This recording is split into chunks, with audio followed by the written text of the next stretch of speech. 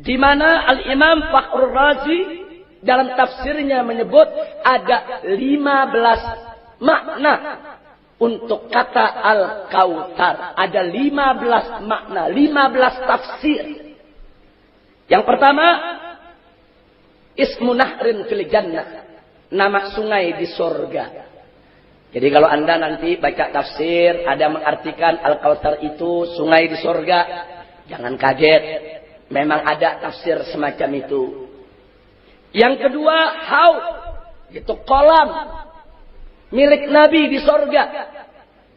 Yang itu merupakan sumber air daripada sungai yang ada di surga yang disebut tadi, saudara. Yang ketiga, ada lagi yang mengartikan yang dimaksud Al-Kautsar adalah auladun Nabi, anak cucu Nabi. Jadi tafsirnya, sesungguhnya kami telah berikan kepada engkau ya Muhammad Al-Kautsar. Kalau yang pertama, kami berikan kepadamu suatu sungai di surga, namanya Al-Kautsar. Kalau yang kedua, kami berikan kepadamu kolam tempat kau berkumpul dengan anak cucumu di surga. Sedangkan yang ketiga, kami berikan kepadamu keturunan yang banyak yang tidak terputus. Itu makna Al-Kautsar. Makanya saya berikan warna merah. Saya bedakan dengan yang lain karena itu yang akan kita bahas. Jadi artinya saya hanya ingin menunjukkan bahwa kata Al-Kautsar diartikan anak cucu Nabi itu bukan mengada-ada. Itu bukan karangannya habaib, bukan. Itu memang pendapat para mufassirin, pendapat para ahli tafsir. Nah, sebab kadang-kadang nih ada yang bikin, ini habaib rekayasa nih, buat-buat aja tafsir sendiri. Enggak, ini tafsir ulama, saudara. Makanya saya tunjukkan ini tafsir dari kitab Mafatihul Ghaib. Itu tafsir daripada Al-Imam Al-Fakhrur Razi. Nah, sedangkan yang keempat, ada lagi yang menafsirkan Al-Kautsar itu ulamaul ummah. Artinya sesungguhnya kami berikan kepada engkau ya Muhammad ulama yang banyak untuk membimbing umatmu. Sedangkan yang kelima, an-nubuwah. Yang dimaksud Al-Kautsar nikmat yang banyak itu nubuwah. Nabi dikaruniakan nubuwah oleh Allah. Itu nikmat yang luar biasa, an-nubuwah. Nah kemudian yang keenam, ada juga yang mengartikan Al-Kautsar itu maksudnya Al-Quran. Allah memberikan nikmat yang terbesar, yaitu Al-Quran kepada Nabi. Yang ketujuh, ada lagi yang menafsirkan Al-Kautsar itu Al-Islam. Maksudnya agama Islam ini adalah karunia Allah kepada Nabi dan umatnya, merupakan karunia yang terbesar. Yang kedelapan, Al-Atba' wal-Asya, yaitu Allah memberikan kepada Nabi pengikut dan pecinta yang banyak. Kemudian yang kesembilan, Al-Fadail Al-Katsira. Allah memberikan kepada Nabi aneka ragam keutamaan, keistimewaan yang tidak dimiliki oleh nabi-nabi yang lainnya. Yang ke-10, Rif'atul Dzikr. Artinya Allah berikan kepada Nabi namanya banyak diingat orang setiap saat di mana-mana, Al-Kautsar. Sampai enggak putus sudah orang mengingat nama Nabi. Dalam azan ada nama Nabi, dalam sholat ada nama Nabi, dalam sholawat ada nama Nabi. Enggak putus. Nama Nabi selalu disandingkan dengan nama Allah Subhanahu wa ta'ala. Kemudian yang ke-11, al-ilm. Jadi artinya kami berikan kepada engkau ya Muhammad ilmu yang luas, ilmu yang banyak, yang luar biasa. Dari itu ilmu juga merupakan salah satu karunia Allah kepada Nabi. Sedangkan yang ke-12, al-khuluqul hasan.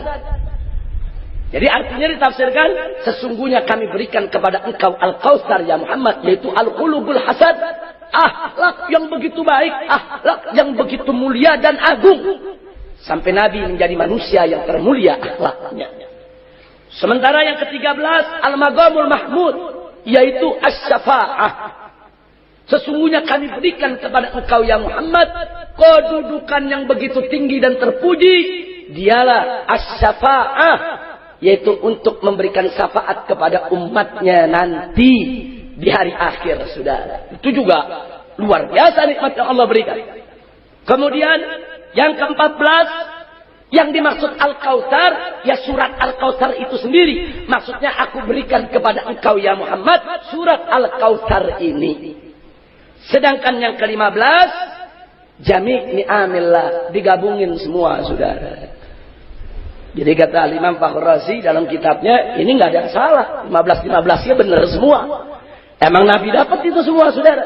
Artinya Allah katakan, kami berikan kepada engkau ya Muhammad nikmat yang banyak, yang tidak terputus.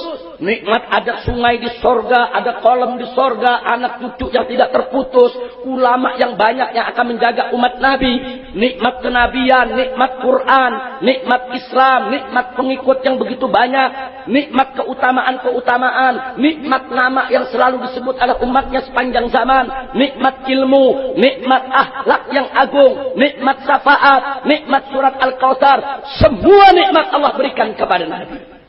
Berarti di dalamnya termasuk nikmat punya keturunan.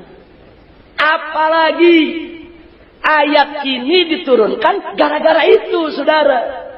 Jadi kalau tiba-tiba ada orang, ini ada 15 tafsir, yang 14 diambil, yang nyangkut keluarga Nabi dia nggak ambil, salah besar. Justru makna yang menyangkut keturunan itu yang paling utama. Kenapa? Karena itu adalah sababun nuzul. Nah, kalau dia punya sababun nuzul, berarti dia punya makna khusus. Saudara, walaupun al-i'tibar tetap bi umumil lafzi. Boleh kita maknakan sampai 15 makna, 100 makna, silakan. Tapi jangan coba-coba menghapus makna bahwa Al-Kautsar salah satunya adalah jaminan dari Allah kalau keturunan Nabi tidak akan terputus. Nah, ini diperkuat dengan ayat yang terakhir. Jadi setelah Allah nyatakan sesungguhnya kami telah berikan kepada engkau Al-Kautsar ya Muhammad dengan 15 makna tadi, termasuk keturunan yang tidak terputus, fasholli li rabbik. Karena itu salatlah untuk Tuhanmu sebagai tanda rasa syukur. Wanhar, dan berkorbanlah untuk Allah sebagai tanda rasa syukur. Syukur Allah berikan nikmat yang begitu banyak. Di ayat yang terakhir, inna syani'aka huwal abtar. Sesungguhnya orang yang membencimu ya Muhammad, yang mencaci makimu, yang menghinamu, yang mencemoohkanmu, yang mengatakan engkau itu abtar, huwal abtar, dia yang abtar, bukan engkau. Masya Allah. Ini jaminan dari Allah. Itu orang-orang kafir Quraisy yang hina Nabi, saudara, mereka yang abtar, bukan Nabi. Putusan mereka, turunan mereka yang akan terputus, bukan turunan Nabi. Nanti kita lihat bagaimana Al-Imam Fakhr Razi menyoroti persoalan ini, saudara. Ada babnya yang berikutnya. Jadi pada tahap ini, saudara, kesimpulan yang kita ambil, ada jaminan dari Allah. Keturunan Nabi tidak akan terputus, saudara. Walaupun Nabi tidak punya anak laki-laki yang hidup sampai dewasa untuk melanjutkan keturunannya. Walaupun anak Nabi yang hidup sampai dewasa punya keturunan hanya anak perempuan.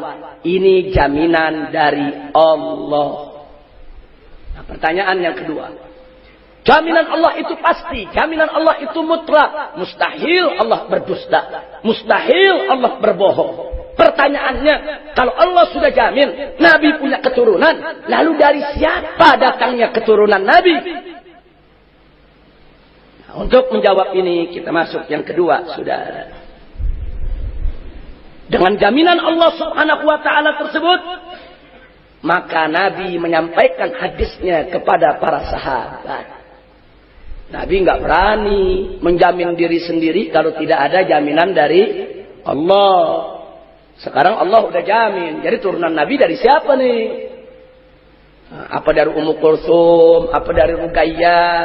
Atau dari siapa? Yang mana yang dimaksud turunan Nabi, saudara? Nah, di sini saudara, Nabi alaihi salatu wassalam menyampaikan sebagaimana diriwayatkan para ulama hadis, seperti Al-Imamul Hakim dalam kitab Mustadraknya, Al-Imam Abu Ya'la dalam kitab Musnadnya. Nah, di antaranya satu, Nabi bersabda, qala nabiyyuna Muhammadun sallallahu alaihi wasallam, atau kama qala an-nabiy sallallahu alaihi wasallam, kullu bani Adam yantamuna ila asabah illa walada Fatimah fa ana waliyuhum wa ana asabatuhum. Saudara, kata Nabi, setiap anak keturunan Adam itu dinisbahkan kepada asobahnya. garis laki-laki. Illa walada Fatimah, kecuali anaknya Fatimah. Fatimah yang dimaksud adalah putri Nabi Muhammad sallallahu alaihi wasallam. Nabi mengatakan, fa ana waliyuhum, akulah wali mereka. Wa ana asabatuhum, dan akulah asabah, garis daripada keturunan untuk mereka. Ini hadis, saudara. Jadi bukannya para habaib ngarang-ngarang, bukan habaib ngaku-ngaku, oh kita keturunan Nabi dari Fatimah Zahra. Enggak boleh habaib ngaku begitu kalau enggak ada hadis Nabi, saudara. Enggak boleh habaib ngaku begitu kalau enggak ada jaminan dari Allah, saudara. Tapi karena ada jaminan dari Allah, ada jaminan dari Rasul, habaib pun enggak boleh nolak. Jadi kalau ada habaib yang bicara bahwa kami keturunan Rasulullah, bukan mereka ngaku-ngaku. Tidak. Tapi ini merupakan sesuatu yang sudah dijamin, ditetapkan oleh Allah dan Rasulnya. Hadis yang berikut. Nabi mengatakan, faqalan Nabi sallallahu alaihi wasallam, atau kama qalan Nabi sallallahu alaihi wasallam, likulli bani ummin asabatun illa bnai Fatimah, fa ana waliyuhuma wa asabatuhuma. Setiap anak keturunan seorang wanita, seorang ibu, maka ada asabah ke garis ayahnya. Nah, illa ibnai Fatimah, kecuali kedua anak Fatimah. Fa ana waliyuhuma, akulah ayah dari kedua anak tersebut. Maksudnya Al Hasan wal Husain, dan akulah asabah mereka. Ini hadis Nabi, saudara. Dan di hadis yang lain lagi, Nabi alaihi salatu wassalam menyampaikan sebagaimana disebutkan dalam kitab Kanzul Ummal juz ke-6 halaman 216. Nabi mengatakan alaihi salatu wassalam, innallaha ja'ala dzurriyyata kulli nabiyyin min sulbihi wa ja'ala dzurriyyati fi sulbi hada. Wa asyara ila Ali ibn Abi Thalib radhiyallahu taala anhu. Nabi mengatakan sesungguhnya Allah menjadikan keturunan setiap nabi dari tulang sulbinya, dari sulbi keturunannya.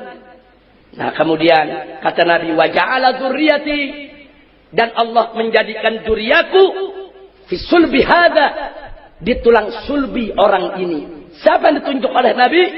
Yang ditunjuk oleh Nabi adalah Ali ibn Abi Thalib. Nah, jadi lagi-lagi saudara, ini penjelasan. Jadi bukan satu hadis. Ada banyak dan beberapa hadis Nabi sampaikan itu. Ini sebagai penjelas isi kandungan Al-Kautsar tadi. Al-Kautsar menjamin turunan Nabi tidak akan putus. Tapi turunan itu dari mana? Hadis ini yang menjelaskan. Keturunan itu dari putri Nabi Sayyidatuna Fatimah Zahra radhiyallahu taala anha. Nah, kemudian kita lihat lagi hadis yang lainnya. Nabi mengatakan, kullu sababin wa nasabin yanqati'u yaumal qiyamah ma khala sababi wa nasabi. Wa kullu bani unta asabatuhum li abihim ma khala walada Fatimah fa inni abuhum wa asabatuhum. Apa kata Nabi alaihi salatu wasalam? Kullu sababin wa nasabin. Setiap hubungan dan setiap nasab, garis keturunan, yang qati'u yaumal qiyamah, semua putus di hari kiamat. Maka sababi wa nasabi, kecuali hubunganku dan nasabku, kata Nabi. Wa kullu bani unsa, dan setiap anak wanita, yaitu anak dari seorang wanita, anak dari seorang ibu, saudara. Di sini dikatakan asabatuhum li abihim. Maka garis asabah mereka ke bapak mereka, bukan ke ibu mereka. Ma ala walada Fatimah, kecuali dua putra Fatimah. Fa inni abuhum, aku adalah ayah mereka, dan aku adalah asabah mereka. Yang menarik, ketika Sayyidina Umar ibn Khattab radhiyallahu anhu menjadi khalifah di akhir kepemimpinannya, ketika usianya sudah mulai senja, sudah tua umurnya sudah, datang ke Sayyidina Ali ibn Abi Thalib radhiyallahu taala anhu untuk melamar Ummu Kulsum. Siapa itu Ummu Kulsum? putri Siti Fatimah yang paling bungsu. Masih gadis, remaja. Dilamar oleh Sayyidina Umar kepada Sayyidina Ali. Sayyidina Ali menjawab kepada Sayyidina Umar, "Ya Umar, innahu saghira, innaha saghira." Aku punya anak ini masih kecil, baru gede. Tapi apa dikatakan oleh Sayyidina Umar? "Wallahi, demi Allah, aku melamar kau punya putri bukan karena muda atau cantiknya, bukan karena hawa nafsu, tapi aku mendengar hadis dari Nabi. Setiap hubungan dan setiap nasab terputus di hari kiamat kecuali hubunganku. Karena itu aku melamar putrimu ya Ali, hanya untuk menjamin hubunganku tidak putus dengan Nabi dengan menikahi salah seorang cucunya." Sayyidina Umar Quraisy, saudara, jangan lupa itu. Sayyidina Umar juga termasuk bangsa Quraisy. Sayyidina Ali juga Quraisy. Quraisy dengan Quraisy satu kufu, saudara. Apalagi ketika itu memang turunan Nabi belum banyak, masih terbatas sekali. Nah, karena itu alasan Sayyidina Umar, akhirnya lamaran tersebut diterima oleh Sayyidina Ali. Karena alasannya alasan akhirat, alasannya alasan agama, alasannya bukan alasan hawa nafsu, saudara. Begitu dinikahkan, apa Sayyidina Umar mengatakan kepada para sahabat? Ala tuhanninu, ala tuhanninu.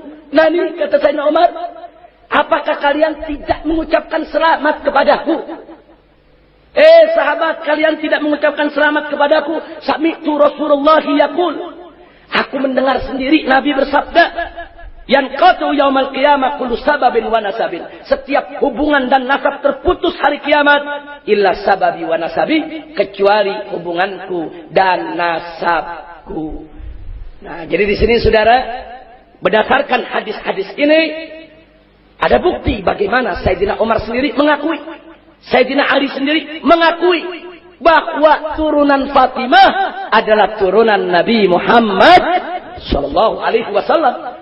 Ini pengakuan Sayyidina Umar dengan pengakuan Sayyidina Ali, ini merupakan bagian daripada Al-Khulafa'ur Rasyidin. Ini punya kedudukan tinggi di dalam urusan argumentasi sebagai hujjatun syar'iyyah. Oleh karena itu saudara, ijma, sepakat semua sahabat Nabi, sepakat semua tabi'in, sepakat semua tabi'in, sepakat seluruh ulama dari mazhab manapun, mau Sunni, mau Syiah, saudara, tidak ada perbedaan bahwa anak keturunan Fatimah Zahra itulah yang dimaksud keturunan Nabi Muhammad sallallahu alaihi wasallam. Nah, jadi kalau zaman sekarang ada yang coba-coba mengatakan, turunan Fatimah Zahra bukan turunan Nabi, berarti dia sudah menanggal Al-Quran, berarti dia sudah menolak hadis Nabi, dan berarti dia sudah menolak ijma ulama. Dan itu berbahaya. Kalau itu dia lakukan dengan sengaja, saudara. Lain halnya kalau dia bodoh. Lain halnya kalau dia tidak tahu apa-apa. Ma'zur, orang bodoh, saudara. Tapi kalau itu dilakukan dengan sengaja, hati-hati. Itu bisa mengantarkan kepada kekufuran. Karena menolak yang qat'i dari Al-Quran, menolak yang qat'i dari hadis Nabi, menolak yang sudah diijma sepakatkan oleh ulama. Dan itu merupakan sumber hukum bagi ahlus sunnah wal jamaah. Al-Quran, as-sunnah, al-ijma, tiga-tiganya sepakat bahwa turunan Fatimah Zahra adalah turunan Nabi alaihi salatu wassalam. Baik. Sekarang kita masuk yang ketiga. Informasi sejarah. Saudara, Anda boleh buka kitab tarikh yang mana saja. Anda boleh buka kitab tarikh Ibn Katsir yang judulnya Al-Bidayah wan Nihayah. Anda boleh buka kitab tarikh saudara Ibn Athir yang judulnya Al-Kamil fit Tarikh. Anda boleh juga buka tarikh Ibn Khaldun. Anda boleh buka tarikh Az-Zahabi. Anda boleh buka tarikh Ibni Asakir. Anda boleh buka tarikh Al-Khatib Al-Baghdadi. Anda boleh buka seluruh kitab tarikh yang mana saja. Makanya di sini saya nggak sebutkan lagi satu persatu itu kitab, saudara. Di mana dalam kitab-kitab tarikh tersebut disebutkan tentang anak keturunan Sayyidina Hasan dan Sayyidina Husain. Artinya sejarah mencatat Sayyidina Hasan itu memang ada, dan Sayyidina Hasan itu memang punya anak, mau laki mau perempuan, dicatat oleh sejarah, sudah. Nah, di antaranya yang tercatat, Sayyidina Hasan punya 11 putra dan 1 putri. Nama-namanya, yang putra Abdullah, Qasim, Al-Hasan Al-Musanna, Zaid, Umar, Abdullah, Abdurrahman, Ahmad, Ismail, Husain, Agil, dan yang perempuan bernama Ummu Hasan. Ini yang dicatat oleh sejarah. Dari 12 nama ini, hanya 1 yang punya keturunan sampai hari ini, saudara. Dialah Al-Imam Sayyidina Al-Hasan Al-Musanna. Ini kakek daripada Muhammad An-Nafsus Zakiyah, yang pernah melakukan perlawanan terhadap penguasa yang zalim di zaman beliau. Dan beliau yaitu memimpin umat untuk melakukan perlawanan terhadap kezaliman penguasa. Dan ketika itu Al-Imam Malik memberikan baiat dan mendukung beliau, saudara. Bahkan Al-Imam Malik menyuruh semua pengikutnya, muridnya, berikan baiat kalian kepada Muhammad An-Nafsus Zakiyah. Ikut kalian berjuang bersama Muhammad An-Nafsus Zakiyah. Dan seterusnya. Artinya sejarah menjadi saksi, sejarah menjadi bukti. Ada keturunan Sayyidina Hasan yang hidup di zaman Imam Malik, memimpin umat, melakukan perlawanan terhadap penguasa zalim. Ini bukti kalau turunan Sayyidina Hasan tidak habis terbunuh di padang Karbala. Kalau keturunan Sayyidina Hasan terbunuh di padang Karbala, dari mana itu Muhammad Nafsus Zakiyah lahir? Nah, jadi kita mesti cerdas untuk membaca sejarah dan menjadikannya sebagai bukti kalau turunan Sayyidina Hasan tetap ada. Tidak benar tuduhan yang mengatakan keturunan Sayyidina Hasan ikut pamannya Sayyidina Husain dan semua terbunuh di padang Karbala. Tidak betul. Nah, jadi silakan baca tuh kitab-kitab tarikh yang tadi sudah saya sebutkan, saudara. Baca. Di sana ada judul-judulnya tentang Sayyidina Hasan, tentang Sayyidina Husain, tentang padang Karbala. Disebutkan nama-nama keluarga Nabi yang selamat dari pembantaian padang Karbala. Jadi kalau kita nggak ngerti sejarah, jangan sembarangan ngomong. Kalau nggak baca kitab sejarah, jangan sembarangan untuk memberikan pernyataan. Jangan mengatakan keturunan Nabi semua sudah mati di padang Karbala. Sejarah mana yang dia baca? Inna lillahi wa inna ilaihi raji'un. Yang kedua, Sayyidina Husain radhiyallahu taala anhu tercatat dalam sejarah beliau punya 6 putra dan 3 putri. Putranya adalah yang pertama Muhammad, kedua Ja'far, ketiga Abdullah, keempat Ali Al-Akbar, kelima Ali Al-Awsat, keenam Ali Al-Asghar, ketujuh Zainab, kedelapan Sukainah, kesembilan Fatimah. Dari anak-anak beliau ini, saudara, yang selamat dari pembantaian Karbala, padahal dia hadir di padang Karbala, ada di padang Karbala, diselamatkan oleh Allah Subhanahu wa taala, dialah Ali Al-Awsat yang kita kenal dengan nama Ali Zainul Abidin. Namanya Ali Zainul Abidin, julukannya Zainul Abidin, hamba yang bagus, hamba yang zain, saudara, hamba yang thayyib. Nah, dijuluki juga As-Sajjad. Kenapa dijuluki As-Sajjad? Karena banyak sujudnya kepada Allah Subhanahu wa taala. Nama aslinya Ali Al-Awsat. Inilah datuknya para habaib dari garis keturunan Sayyidina Husain. Nah, jadi Ali Al-Awsat ini selamat, tidak terbunuh. Namanya ada di seluruh kitab-kitab tarikh, saudara. Saya tidak sebutkan di sini kitab-kitab tarikh. Kalau saya tulis nggak muat. Kitab tarikhnya ada ratusan, ada ribuan kitab. Saya tulis itu judul semua nggak muat di sini. Nah, jadi Anda baca kitab tarikh yang mana saja, tapi ingat, kitab tarikh yang menjadi yang otoritatif. Arti otoritatif, kitab tarikh yang menjadi marji, yang mu'tamad, yang menjadi rujukan. Seperti Tarikh Ibn Katsir, Tarikh Ibn Athir, itu otoritatif. Tarikh Ibn Khaldun, dan seterusnya. Silakan baca. Semua nama-nama ini disebutkan, dan juga disebutkan bahwa mereka lah yang melanjutkan keturunan Nabi kita Sayyiduna Muhammad sallallahu alaihi wasallam. Karenanya saya tulis di atas, sepakat ahli sejarah bahwa keturunan Nabi sallallahu alaihi wasallam tidak semua terbunuh di padang Karbala. Ya, mereka banyak yang terbunuh di padang Karbala. Ya, mereka banyak yang dibantai di padang Karbala. Ya, itu sudah kita paparkan pada tahun yang lalu di majelis ini pada saat kita bicarakan tentang tragedi Karbala ketika kita memperingati Asyura tanggal 10 Muharram. Nah, saya sudah paparkan itu dengan panjang lebar, jadi saya tidak perlu ceritakan lagi kejadiannya. Yang keempat, sekarang mari kita lihat tentang Al-Imam Muhammad Al-Baqir, putra dari Imam Ali Zainal Abidin. Tadi kita sebut nama Ali Zainal Abidin yang paling bawah, perhatikan. Itu Imam Ali Zainal Abidin, saudara, punya anak. Namanya Muhammad Al-Baqir. Baqir. Saudara. Jadi, kita mesti cari bukti. Mana buktinya Al-Baqir itu Ahlul Bait, turunan daripada Ali Zainal Abidin. Mana pengakuan ulama kalau dia merupakan a'immah daripada Ahlul Bait. Kemudian Muhammad Al-Baqir punya anak lagi, Al-Imam Ja'far As-Shadiq. Ini juga kita mesti cari bukti. Mana buktinya kalau As-Shadiq itu adalah anak Al-Baqir dan kedua-duanya merupakan ulama besar dari kalangan keluarga Nabi?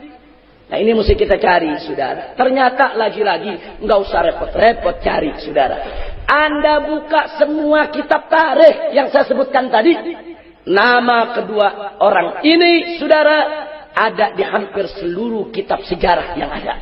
Tidak ada satu ulama tarikh pun yang meluputkan nama kedua orang ini. Kenapa? Karena kedua orang ini kasam. Kedua orang ini bagaikan matahari. Artinya bagaikan matahari, namanya dikenal, orangnya dikenal, ilmunya dikenal, akhlaknya dikenal, pengikutnya juga banyak di mana-mana. Mustahil ahli sejarah tidak kenal dia, saudara. Oleh karena itu, semua kitab tarikh ada menyebut nama Al-Imam Muhammad Al-Baqir dan Al-Imam Ja'far As-Shadiq radhiyallahu taala anhuma. Salah satunya di kitab tafsir saja. Jangan kitab sejarah. Kitab tafsir saja kita lihat. Al-Imam Al-Fakhrur Razi. Dalam kitab tafsirnya. Yang saya pegang ini, saudara. Juz 16. Di halaman 125. Apa beliau katakan di sini? Begitu beliau lagi bahas pendapat yang ketiga. Al-Kautsar itu artinya auladun Nabi. Anak cucu Nabi, saudara. Apa beliau katakan? Qalu, para ulama itu berkata, li'anna hadhihi surah. Kenapa Al-Kautsar diartikan anak keturunan Nabi? Qalu, para ulama itu berkata dengan alasan li'anna hadhihi surah, karena surat ini innama nazalat, sesungguhnya turun raddan alaman abahu alaihi salam bi adamil aula, sebagai rad, sebagai jawaban terhadap orang yang menghina Nabi, mencemoohkannya di mana Nabi tidak punya, yaitu anak laki-laki yang umurnya panjang. Fal makna, sehingga dengan demikian makna Al-Kautsar dari surat tadi adalah, saudara, fal makna annahu yu'tihi nasala. Berarti surat Inna A'tainakal Kautsar itu maknanya, tafsirnya, jaminan dari Allah bahwa Allah akan memberikan Nabi keturunan, saudara. Nah, kemudian yang menarik apa kata Imam Fakhrur Razi? Perhatikan baik-baik di depan semua di layar, saudara. Kata Imam Fakhrur Razi, summal alamu mumtari'un minhum. Dengan jaminan Allah ini, akhirnya alam dunia ini penuh dengan keturunan Nabi. Penuh, mumtali', penuh. Di mana-mana ada turunan Nabi. Terus selanjutnya beliau katakan, walam yabqa min bani Umayyah fid dunya ahadun ya'ba bihi. Sementara Bani Umayyah yang rajin ngebunuhin turunan Nabi, satu pun saat ini sisanya nggak ada di dunia. Ini Imam Fakhrur Razi yang ngomong, saudara. Bukan habaib, bukan. Kalau habaib yang ngomong nanti dibilang, habaib sentimen. Dendam aja sama Bani Umayyah. Bukan. Ini bukan urusan sentimen dan dendam. Bukan, saudara. Ini fakta sejarah. Seorang imam tafsir mengatakan, Allah menjamin turunan Nabi tidak terputus. Banyak buktinya, kata Imam Fakhrul Razi. Sekarang ini di zaman saya, zaman Imam Fakhrul Razi, saudara, turunan Nabi ada di mana-mana. Mumtali, al-alam mumtali. Ini alam dunia penuh keturunannya di mana-mana. Padahal dibunuhin di mana-mana. Padahal dikejar-kejar, dibunuh. Saudara, berapa banyak turunan Nabi yang dibunuh? Setelah Padang Karbala, masih ada Imam Zaid yang dibunuh. Kemudian anaknya Yahya juga dibunuh. Kemudian ada Muhammad An-Nafsus Zakiyah juga dibunuh, saudara. Kemudian Musa Al-Kazim juga dibunuh, saudara. Musa Al-Kazim itu putra daripada Ja'far As-Sadiq. Ditangkap oleh khalifah karena merasa takut tersaingi, saudara. Dipenjarakan sampai meninggal dunia dalam penjara. Jadi bagaimana imam-imam Ahlul Bait ditangkap, dianiaya, dikejar, dibunuh? Secara logika, mestinya kan udah habis itu keturunan. Dibunuhin tiap generasi, saudara. Tapi perlindungan Allah lain lagi. Allah yang memberikan perlindungan. Inna a'tainakal kautsar. Allah udah jamin. Manusia manapun yang ingin menghabisi keturunan Rasulullah tidak akan pernah mampu untuk menghadapi ketetapan Allah, saudara. Allah yang sudah memberikan ketetapan turunan Nabi nggak bakal bisa mereka musnahkan, saudara. Alhamdulillahi Rabbil Alamin. Kemudian beliau katakan, summa anendur, maka itu coba anda lihat, kata Imam Fakhrul Razi, kam kana fihim minal akabir minal ulama, berapa banyak di tengah keluarga Nabi, di tengah keturunan Nabi, minal akabir minal ulama, dari ulama-ulama besar, pembesar-pembesar dari kalangan ulama. Kal-Bagir, seperti Imam Al-Bagir. Was-Sadiq, seperti Al-Imam As-Sadiq. Wal-Kazim, seperti Imam Al-Kazim. Wal-Ridha, seperti Imam Al-Ridha. Alaihimussalam, wa nafsu zakiyah wa amtaluh. Dan begitu juga seperti Muhammad an-Nafsu Zakiyah dan orang-orang yang seperti mereka.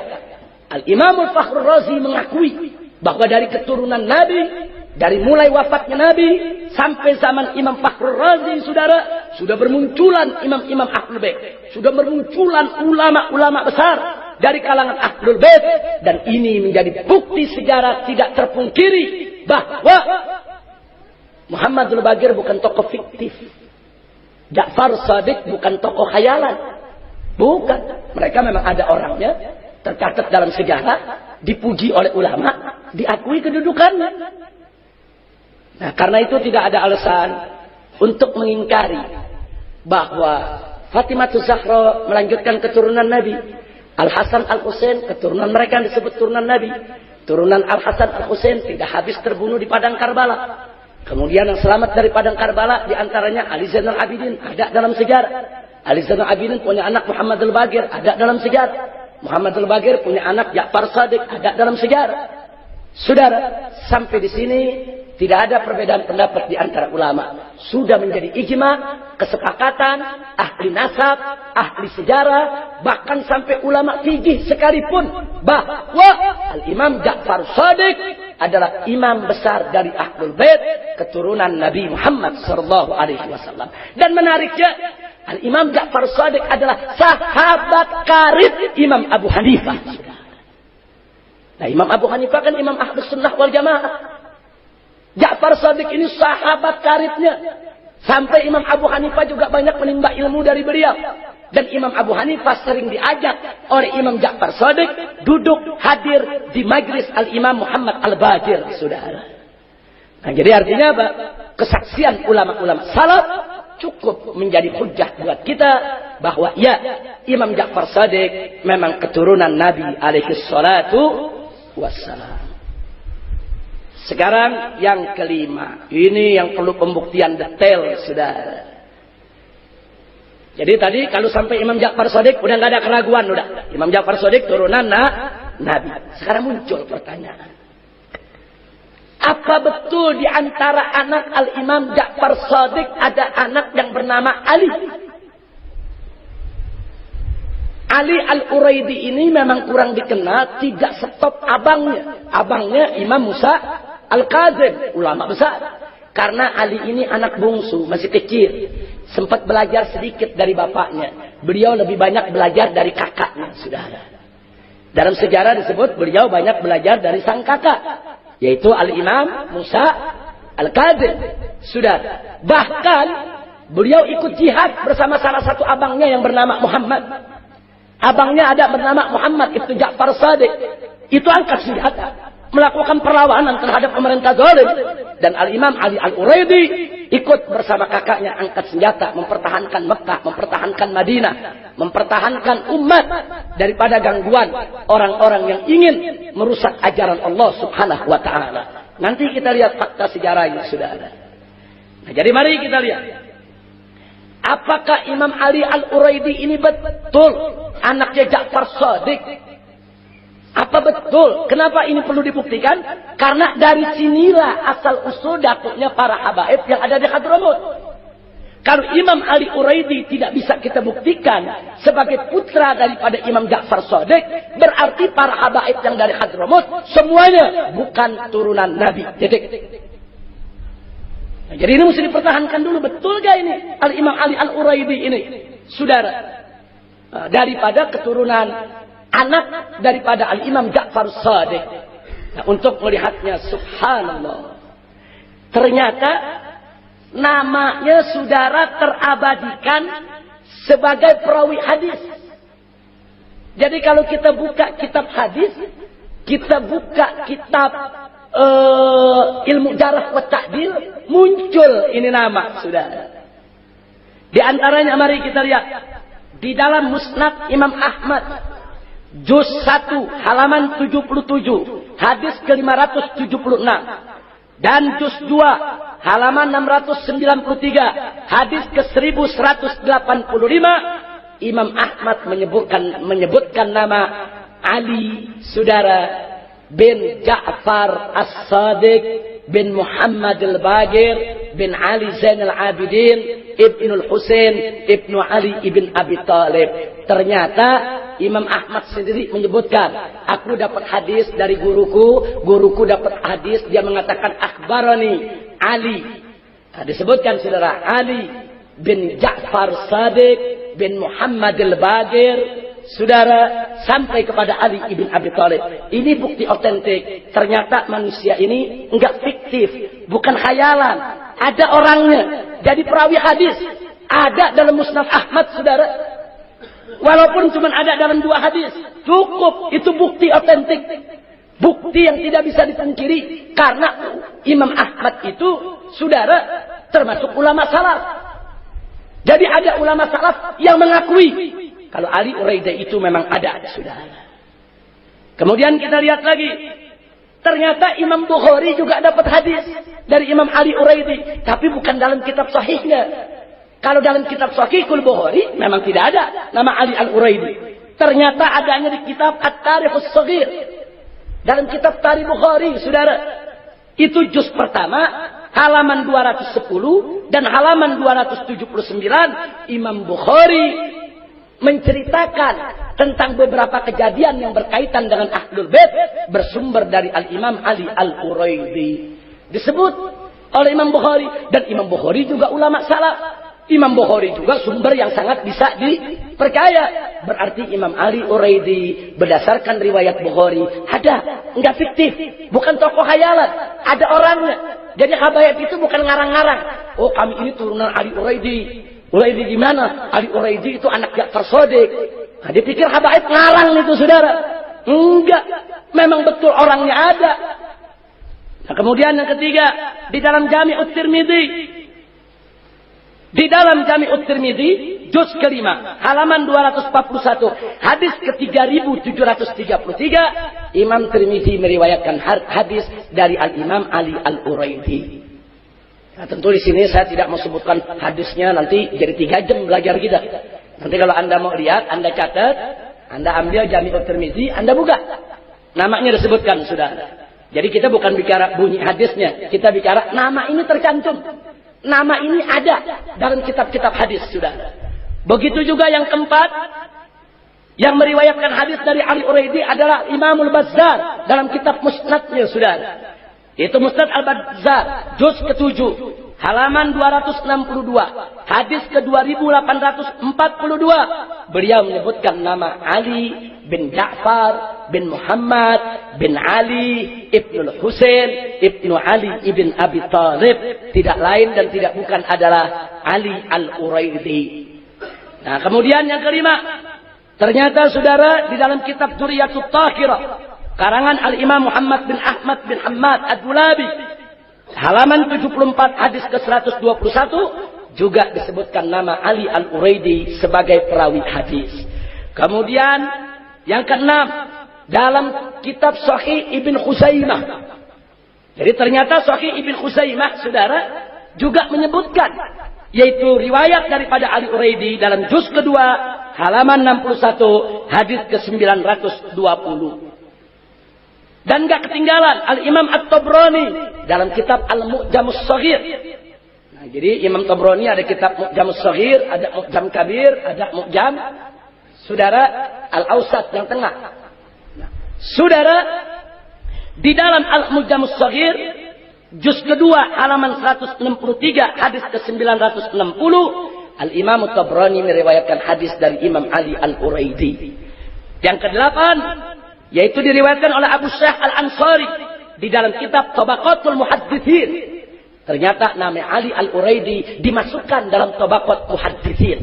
Tabaqat Muhadditsin artinya suatu kitab yang menyebutkan tingkat-tingkatan para perawi hadis, saudara. Di situ tercantum nama Ali bin Ja'far bin Muhammad bin Ali bin Husain bin Ali bin Abi Thalib, tidak lain dan tidak bukan adalah Al-Imam Ali Al-Uraidi. Alhamdulillah. Anda perhatikan nomor 1 sampai nomor 8 itu saudara. Nah, itu Imam Ahmad wafat tahun 241 Hijriah. Imam Bukhari 256 Hijriah. Imam Tirmizi 279 Hijriah.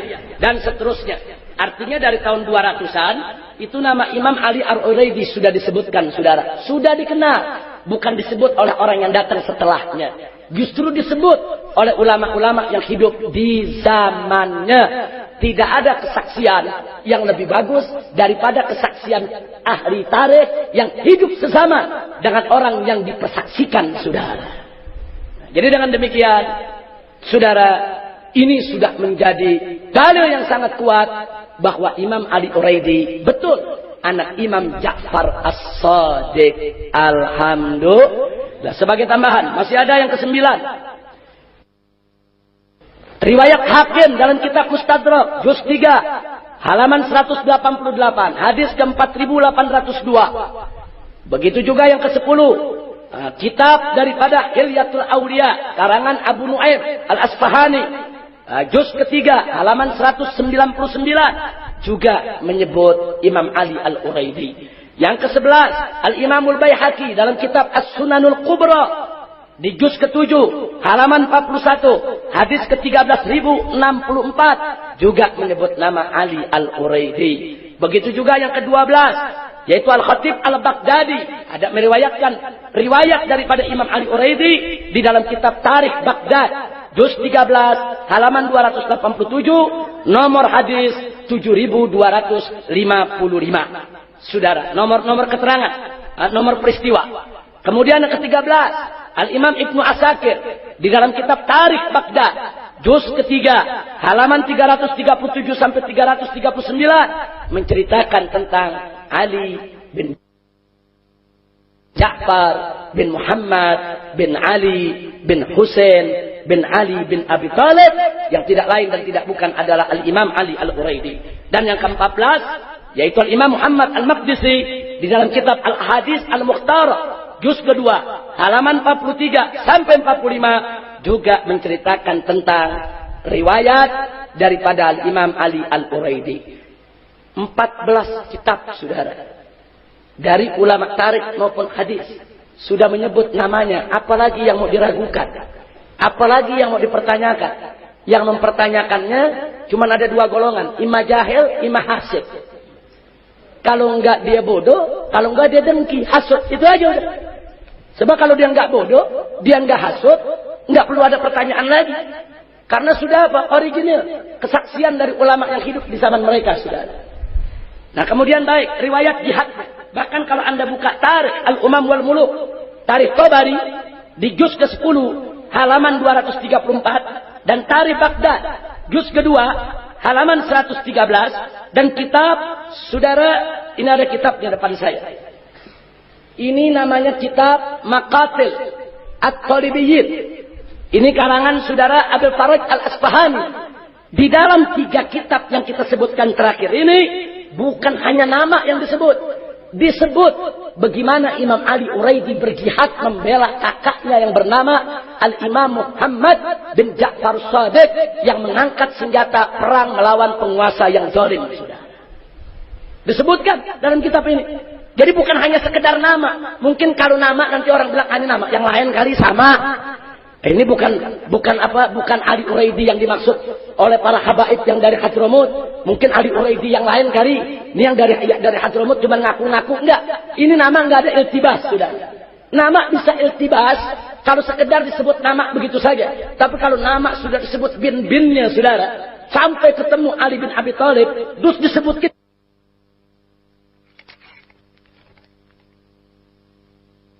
peristiwanya, perilaku apa yang dikerjakan, sudah tidak ada iltibas lagi. Dialah Al-Imam Ali Al-Uraidi, putra kandung daripada Al-Imam Ja'far Shadiq, datuknya para habaib yang ada di Nusantara. Alhamdulillahi Rabbil Alamin. Sebagai tambahan, nah ini sekarang kitab-kitab tarikh, saudara. Al-Imam As-Sakhawi dalam kitab At-Tuhfatul Latifah fi Akhbaril Madinatis Syarifah juz 1 halaman 183 menulis nama Ali Al-Uraidi. Kemudian begitu juga Ibnu Umar Al-Hambali dalam kitab Sajaratul Dhahab fi Akhbari Man Dhahab juz kedua halaman 24 menyebut nama Imam Ali putra daripada Imam Ja'far Shadiq. Kemudian Al-Imam Al-Yafi'i dalam kitab Mir'atul Jinan wa Ibratul Yaqadhan fi Ma'rifati ma yu'tabar min hawadits zaman juz kedua halaman 37. Begitu juga Al-Imam Al-Mazzi fi Tahdhibul Kamal fi Asma'ir Rijal juz 20 halaman 352. Begitu juga menyebut nama Imam Ali Uraidi yaitu Al-Imam Al-Khazraji dalam kitab Khulasat Tahdhibul Kamal fi Asma'ir Rijal hadis nomor nama nomor 4954. Jadi nama itu dinomori satu persatu, saudara. Nah, kemudian masih ada lagi kitab Umdatul Talib fi Ansabi Ali Abi Talib ya karangan Ibnu Ambah halaman 214. Ini kitab khusus mencatat anak cucu Abu Talib, saudara. Makanya nama judul kitabnya Umdatul Talib fi Ansabi Al Abi Talib. Semua keturunan Abi Talib dimasukkan, termasuk keturunan Al Hasan wal Husain, kedua putra dari Fatimah Zahra binti Rasulullah sallallahu alaihi wasallam. Dan yang tidak kalah menarik, Al-Imam Az-Zahabi menyebut nama Imam Ali Uraidi dalam 5 kitab karangannya. Bukan satu kitab, saudara. Al-Imam Az-Zahabi ini ahli sejarah, enggak ada yang bisa pungkiri, otoritatif, orang yang sangat dihormati dalam urusan sejarah, saudara. Al-Imam Az-Zahabi menyebut nama Ali Al-Uraidi putra Ja'far Shadiq, saudara, dalam kitab Syiar A'lamin Nubala juz 12 halaman 135. Dalam kitab Fil Ibr fi Khabari Man Ghabar yaitu juz 1 halaman 358. Dalam kitab Mizanul I'tidal fi Naqdir Rijal juz 5 halaman 144. Dalam kitab Tarikhul Islam wa Wafayatul Masyakhir A'lam juz 14 halaman 278. Dalam kitab Al-Kashif fi Mahrifati Man lahu riwayatun fil Kutubis Sittah juz 2 halaman 36. Begitu juga Al-Imam Ibn Hajar Al-Asqalani menyebut nama Ali sebagai anak Imam Ja'far As-Shadiq dalam 3 kitabnya. Pertama dalam kitab Tahdzibut Tahdzib itu salah tulis. Yang betul Tahdzibut Tahdzib juz 7 halaman 258. Terus kitab Takribut Tahdzib halaman 399 dan kitab Lisanul Mizan juz ke-7 halaman 310. Dan yang terakhir yang ke-9, Asy-Syaikh Al-Bandari menulis sebuah kitab dengan judul Mausu'ah Rijalil Kutubit Tis'ah.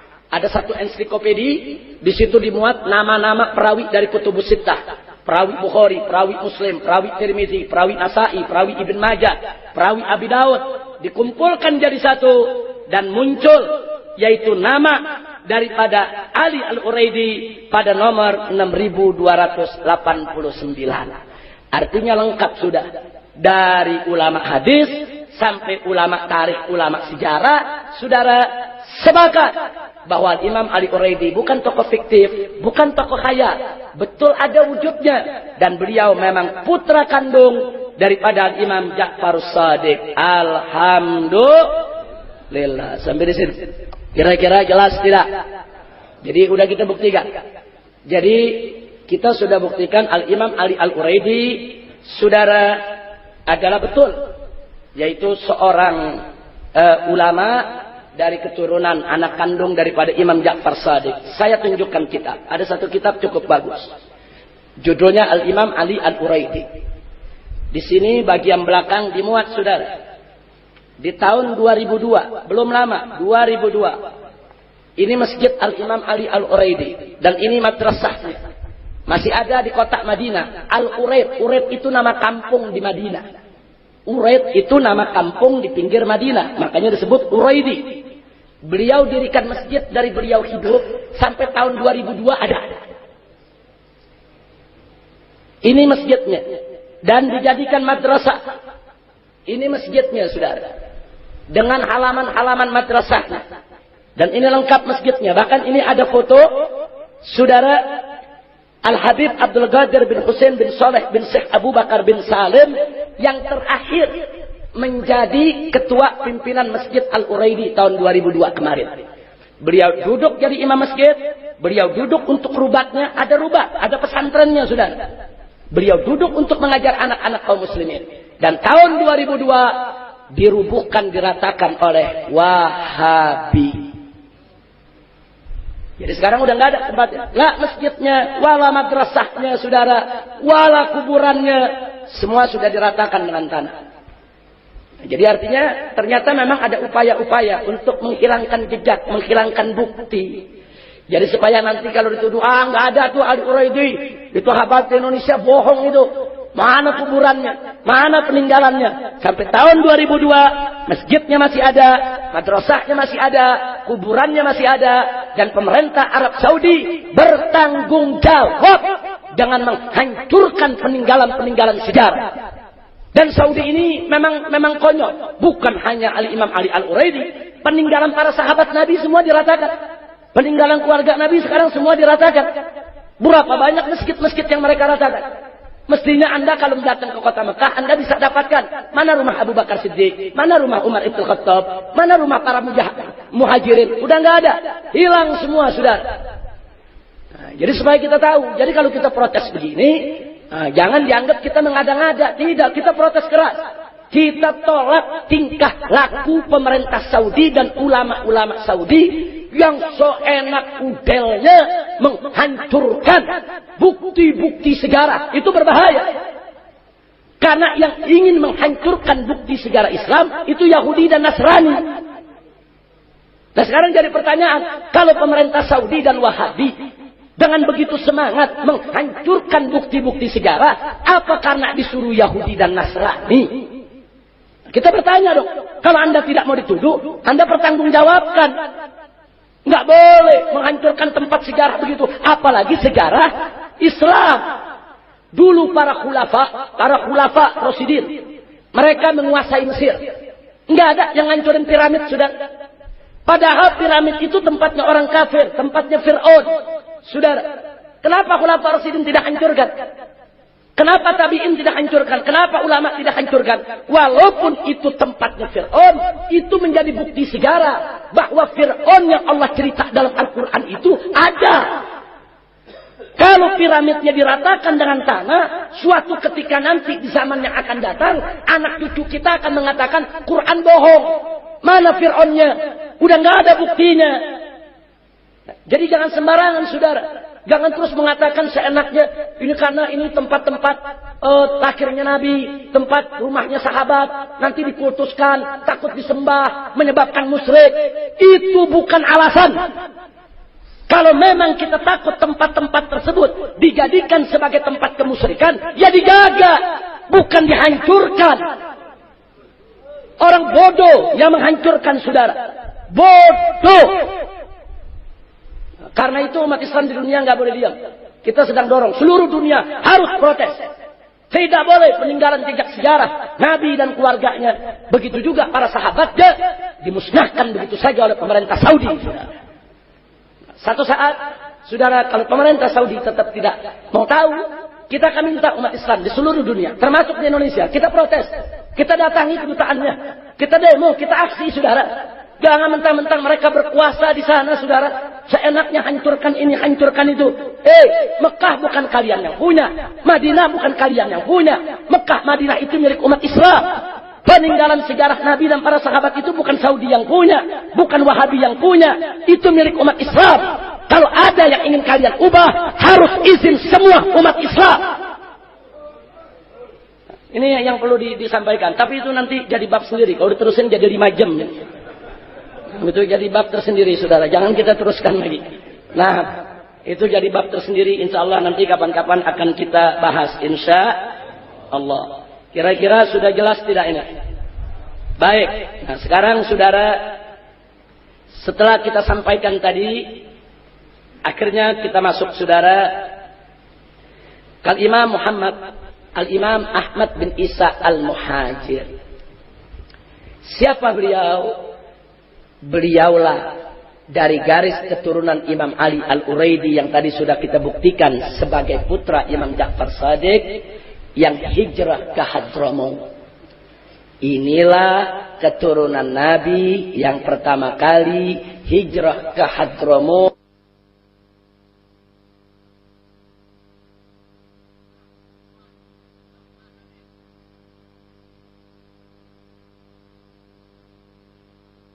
Sampai ke Madinah. Saat itu Al-Qaramithah, salah satu sekte sempalan dari kalangan Syiah, saudara, gulat, itu menyerbu Mekah dan mengambil Hajar Aswad, dibawa lari ke Bahrain oleh mereka. Jadi kacau balau, pembunuhan di mana-mana, penjarahan di mana-mana. Akhirnya Al-Imam Ahmad bin Isa Al-Muhajir dengan pandangan yang mendalam, saudara, dengan ilmu yang luas, dengan pertimbangan yang sangat cermat dan teliti, membawa anak-anaknya, membawa keluarganya, membawa murid-muridnya hijrah ke Hadramaut. Nah, nanti insya Allah kalau ada waktunya kita akan cerita bagaimana sejarah hijrahnya. Nah, yang ingin saya buktikan di sini, mari kita lihat. Sangat mengejutkan. Ada orang mengatakan, siapa ini Imam Ahmad Al-Muhajir? Ini mungkin orang nggak dikenal. Apa betul ini cucunya Al-Imam Ali Al-Uraidi? Ternyata di dalam kitab Tarikh Baghdad juz 2 halaman 166,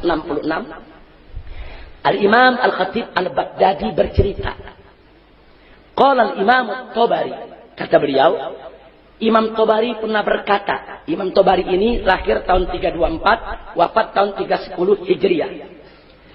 Di mana Imam Tabari bercerita tentang Imam Ahmad Al-Muhajir. Padahal perbandingan umurnya jauh. Di mana Imam Muhajir itu lahir tahun 273, wafat 345. Tapi dari perbandingan umur ini terbukti kalau Imam Tabari, Imam Ahmad mengalami zaman Imam Tabari, saudara. Yang menarik, Imam Tabari mengatakan apa? Kataba ilayya Ahmad bin Isa Al-Alawi minal balad fa'ajabtu. Ada surat ditulis kepadaku dari orang yang bernama Ahmad bin Isa Al-Alawi. Maksudnya Al-Alawi turunan Sayyidina Ali. Karena ketika itu, saudara, kan Ba'alwi kan belum lahir yang namanya Alwi. Tapi disebut oleh Imam Tabari, disebut Al-Alawi. Aku dapat surat. Apa bunyi suratnya? Sebuah syair, saudara.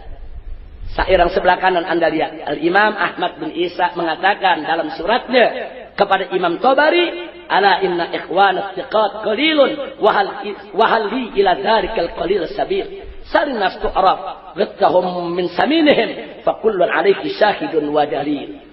Jadi di sini Imam Ahmad bin Isa bertanya kepada Imam Tabari, ini orang-orang yang bisa dipercaya dikit betul. Ikhwanu thiqat qalil, dikit.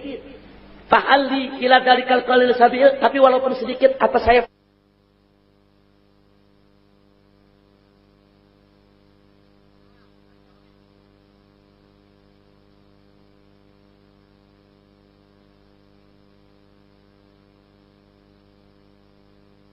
suka dunia, banyak orang ini suka menyelewengkan ajaran dan lain sebagainya.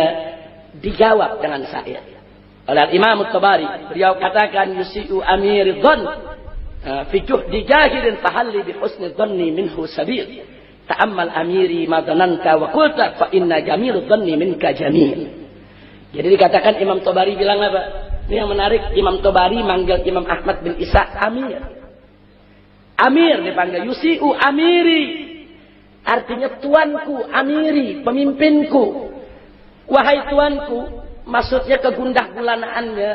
Sehingga berprasangka kepada orang-orang yang memang banyak nggak bisa dipercaya. Tentu itu satu hal yang sangat memprihatinkan. Tapi beliau minta ta'ammal amiri. Camkanlah wahai tuanku, wahai pemimpinku.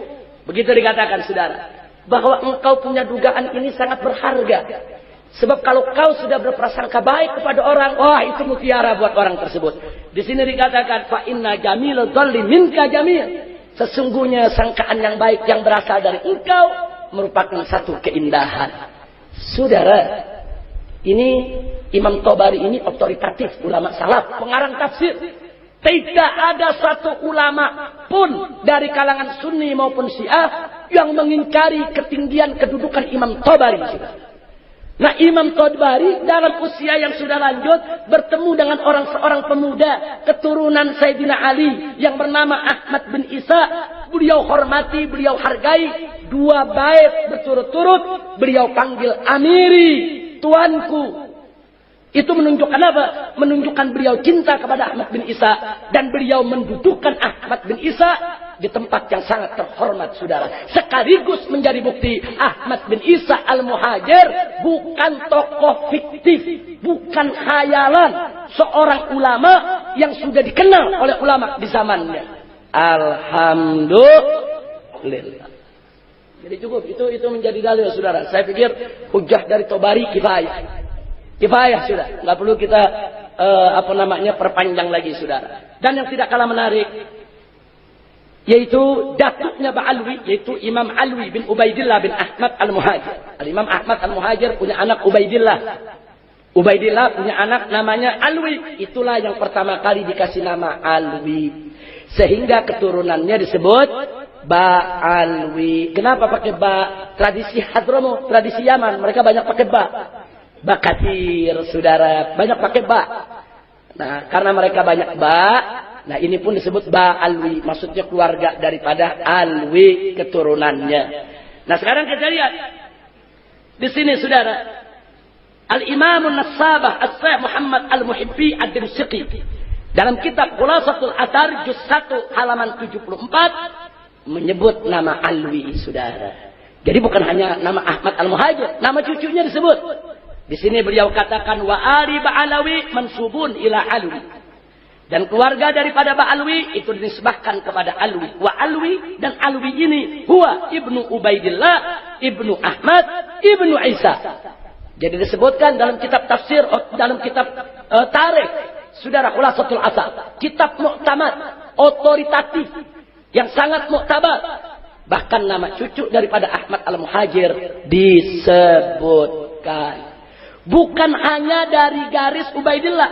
Imam Ahmad Al-Muhajir juga punya anak namanya Muhammad. Keturunannya banyak di Irak, saudara. Disebut juga oleh Al-Imam An-Nassabah Abul Hasan Al-Ubaidili yang wafat tahun 435 Hijriah dalam kitab Tahdzibul Ansab, di mana beliau menyebutkan, saudara, beliau menyebutkan, ini bukan tentang Faqih Muqaddam, maaf itu salah. Beliau sebutkan wa Ahmad bin Isa Al-Kabir min waladihi Abu Ja'far Muhammad bin Ali bin Muhammad bin Ahmad bin Isa. Jadi ternyata Ahmad bin Isa punya anak namanya Muhammad. Salah satu keturunannya imam besar di Hijaz, namanya Imam Ahmad bin Isa Al-Akbar. Itu salah satu keturunan daripada Ahmad Al-Muhajir. Keturunan mereka enggak ke Indonesia, saudara. Yang ke Indonesia itu yang tadi, yang dari Ubaidillah, saudara. Jadi Anda bisa lihat di sini tercatat dalam sejarah, nggak bisa dipungkiri. Mau dihapus dari mana tuh buku? Ada bukunya udah ratusan tahun. Ini meninggalnya aja tahun 435 Hijriah, 1000 tahun yang lalu itu buku udah ada. Alhamdulillahi Rabbil Alamin. Baik, dari situ kita lihat saudara akhirnya. Perlu kita ketahui, ini yang nanti akan dibahas dengan panjang lebar oleh Habib Ali Zainal Abidin. Bahwa dari, yaitu keturunan Ubaidillah, putra daripada Imam Ahmad, yaitu Al-Muhajir, itu nanti ada yang bernama Imam Muhammad Shahib Mirbat, yang meninggal tahun 556 Hijriyah.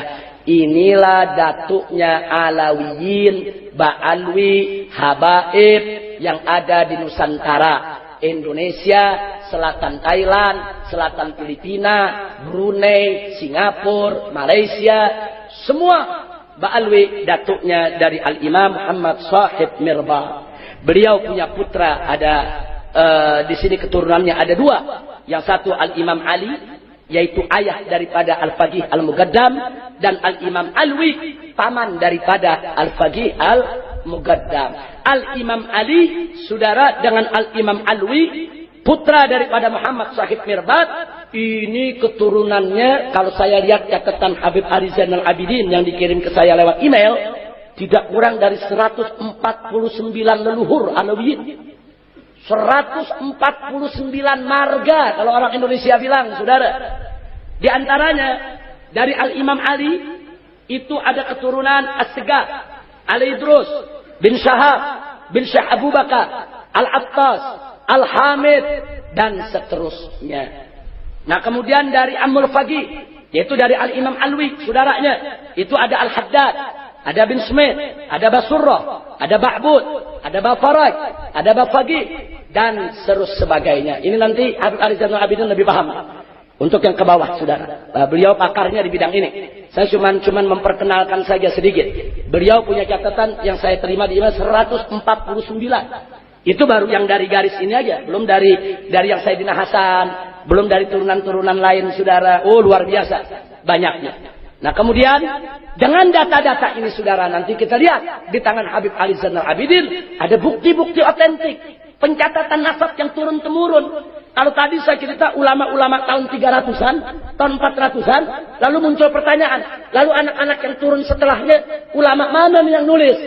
Nah, ini nanti akan disampaikan oleh Habib Ali Zainal Abidin. Yang ke-8, saya tambah satu, Imam Abdullah Al-Idrus, saudara. Al-Idrus yang wafat tahun 864. Kenapa saya pilih Imam Abdullah Al-Idrus? Kenapa bukan datuk saya saja bin Sahab, As-Sa'id Ali bin Abi Bakar Sakran? Nah, biasanya kalau bin Sahab fanatik begitu tuh Habib Ali. Kenapa bukan saya ambil Habib Umar bin Abdurrahman Al-Attas? Nah, saya punya ibu dari Al-Attas. Kenapa saya nggak ngambil dari yang lain? Kenapa Habib Abdullah Idrus yang saya cantumkan? Sebab nama Habib Abdullah Al-Idrus di zamannya harum kasamsi, dikenal oleh ulama-ulama dunia. Jadi masyhur, bukan mastur. Nah, di antaranya Al-Imam As-Sakhawi yang wafat tahun 902, sudah. Dalam kitab Ad-Daw'ul Lami, mujallad jilid ke-3, juz ke-5, halaman 16, nomor 55. Beliau menceritakan tentang Al-Habib Abdullah Al-Idrus. Apa beliau katakan? Abdullah bin Abi Bakar bin Abdurrahman Aba Alawi Asy-Syariful Husaini Afifuddin Syekh Hadramut wa Ruknuha. Ini pengakuan ulama, saudara. Imam Sakhawi, siapa enggak kenal? Ulama hadis, ulama tarikh, saudara. Imam Sakhawi. Beliau katakan bahwa Abdullah bin Abu Bakar bin Abdurrahman Aba Alawi, beliau adalah Asy-Syariful Husaini. Beliau adalah seorang syarif dari turunan Sayyidina Husain Afifuddin. Artinya ini orang mulia betul agamanya. Tokoh, pemuka agama. Orang mulia di dalam agama. Syekh Hadramut. Pemimpinnya ulama-ulama Hadramut. Wa ruknuha.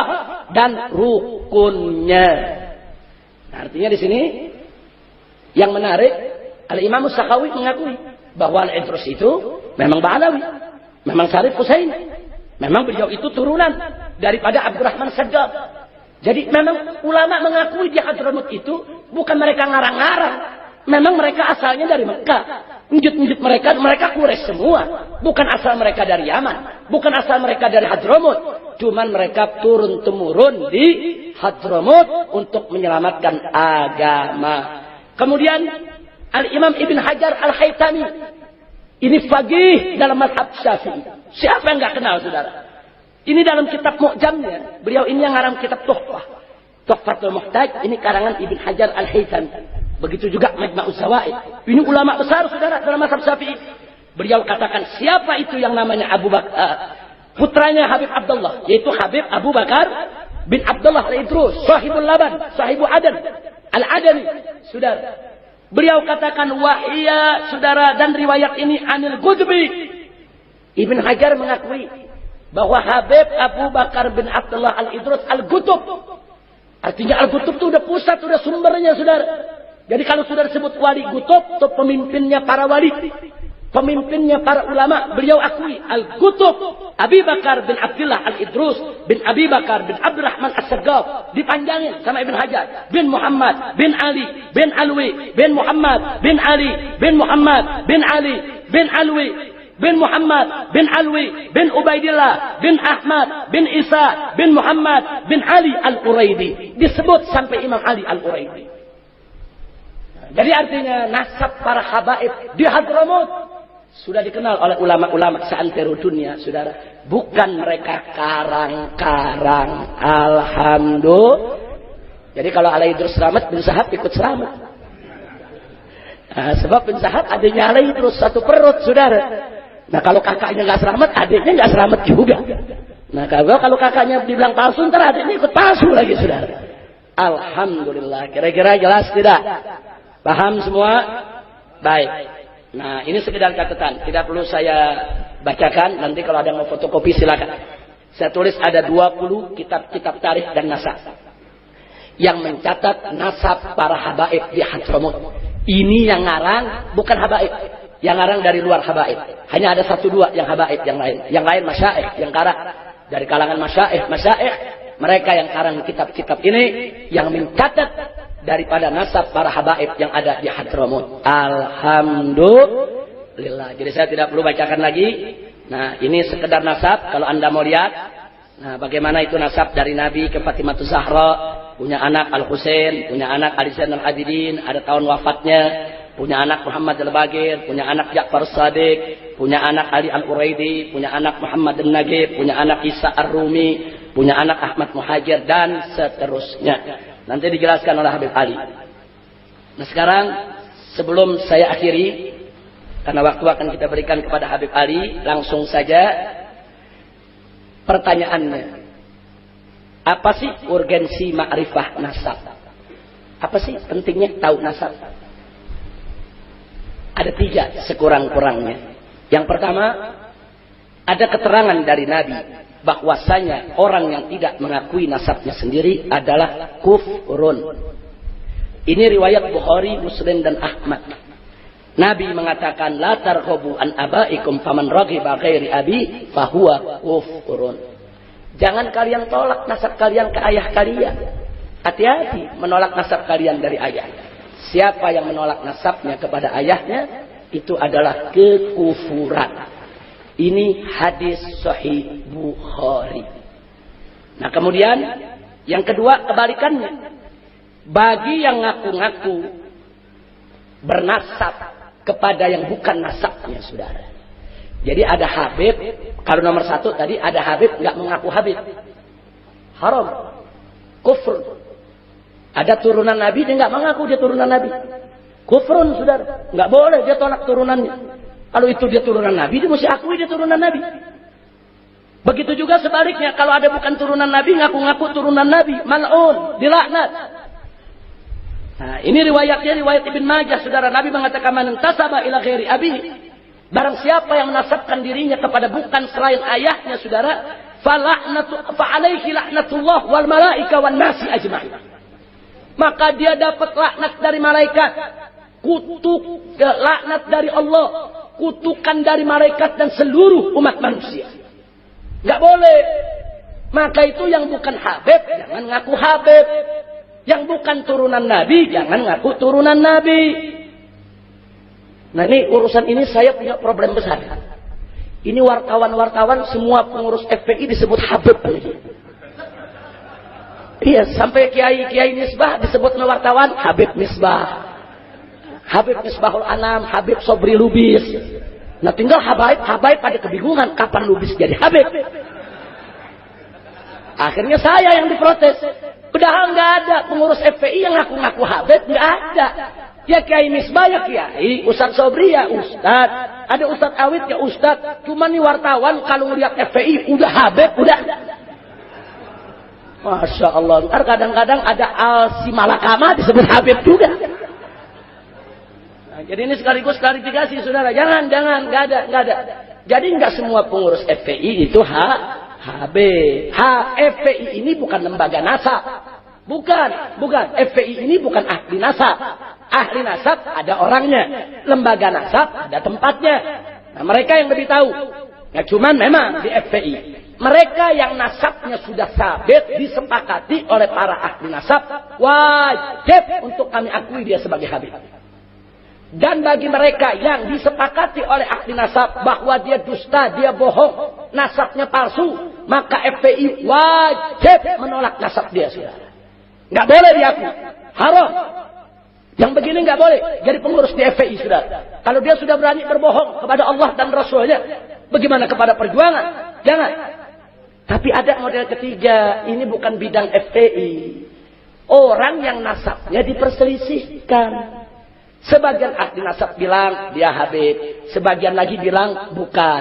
Dia mencoba menunjukkan bukti-buktinya. Hanya bukti-buktinya dianggap oleh lembaga nasab kurang kuat. Nah sehingga akhirnya saudara dia tidak bisa diakui sebagai habib, tapi juga tidak dituduh sebagai pembohong. Wallahu a'lam. Cuman Allah yang tahu. Bisa jadi nasabnya benar, bisa jadi nasabnya enggak. Untuk yang seperti ini FPI mutawakkif.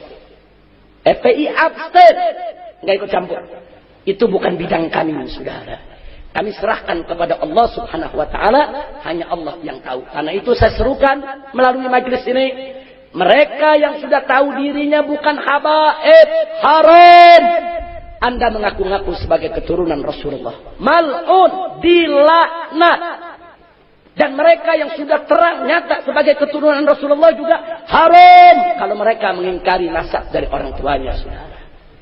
Nah, ini yang perlu kita sampaikan. Jadi karena nasab ini punya kepentingan, orang mesti ngakui itu nasab, berarti mengetahui nasab keturunan Nabi menjadi penting. Untuk apa? Untuk dia menjaga hadis Nabi ini. Jangan sampai yang bukan ngaku, jangan sampai yang benar nggak tahu, saudara. Kan berbahaya.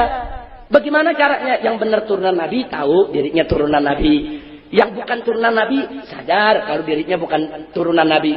Inilah urgensinya kenapa ilmu nasab harus diajarkan, harus ada sepanjang zaman. Karena keturunan Nabi kan terus ada, sepanjang zaman kan harus ada ahli nasab, saudara. Bukan dulu saja, zaman sekarang pun harus ada ahli nasab. Yang ketiga, dalam kitab fikih kalau kita belajar, saudara, kalau Anda menolak nasab seseorang, kau bukan anak ayahmu. Atau ada seorang habib, Anda bilang, kau bukan habib, kau bukan turunan Nabi.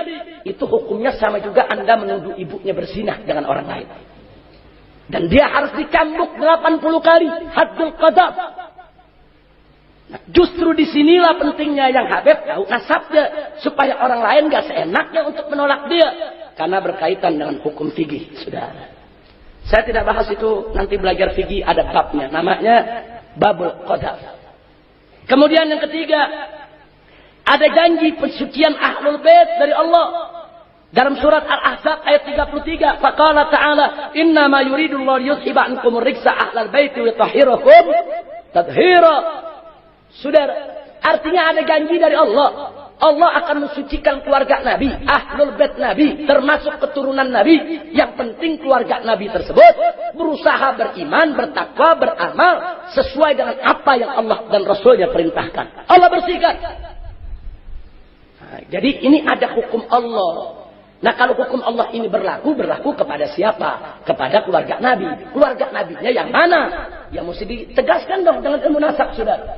Supaya ayat ini bisa terus berjalan kepada objek yang dibicarakan. Yang kedua, saudara, urgensinya.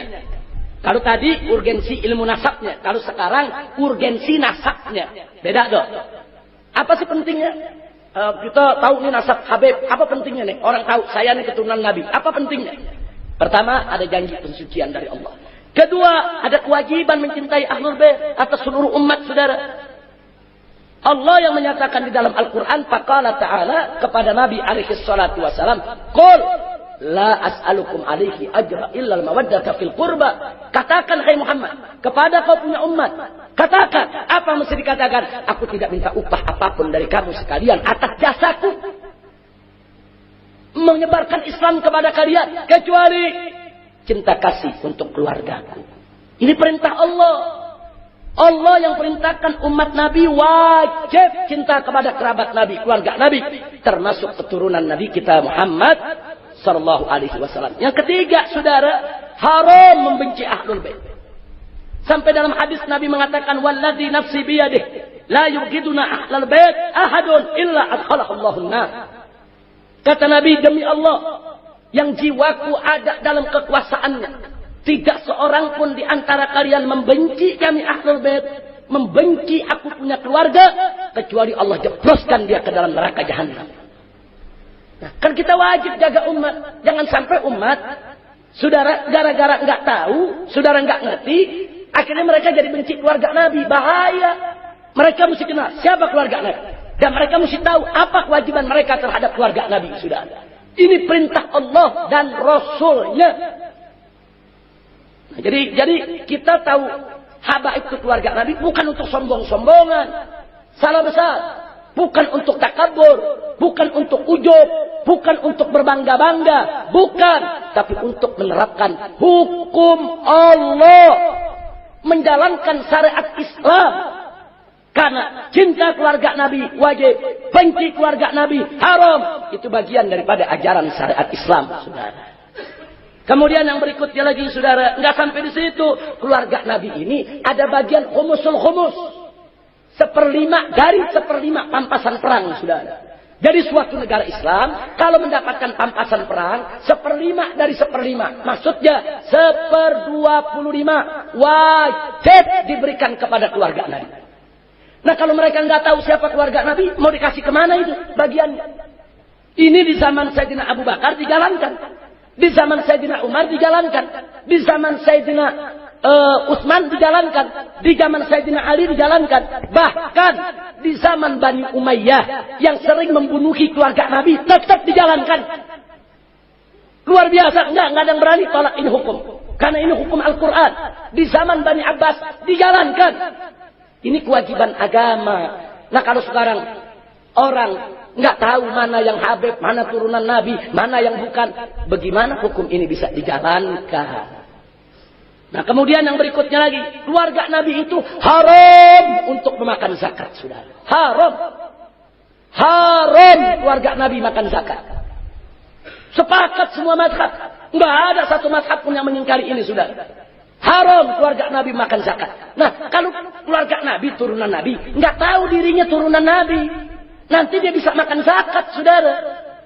Untuk dia tahu keturunan Nabi, bukan buat sombong, bukan buat sok-sokan, bukan buat menghina orang lain, tapi untuk menjalankan hukum Allah.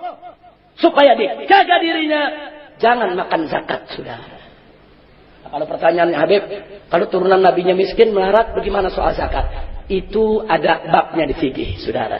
Ad-darurat tubihul mahdurat. Saya tidak bicara soal kedaruratan, saya bicara hukum asli, saudara. Nah, kemudian yang keenam, soal kafaah dalam pernikahan. Ya, Al-Imam Malik ibn Anas mengatakan kafaah itu cuma dalam soal agama, soal akhlak.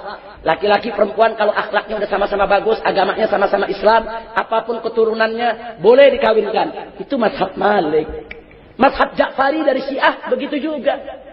Saudara, enggak ada kafaah urusan nasab. Tapi jangan lupa, mazhab Abu Hanifah, mazhab Syafi'i, mazhab Ahmad memperhitungkan kafaah, saudara. Mereka menjadikan kafaah sebagai syartul luzum, syarat sempurnanya nikah.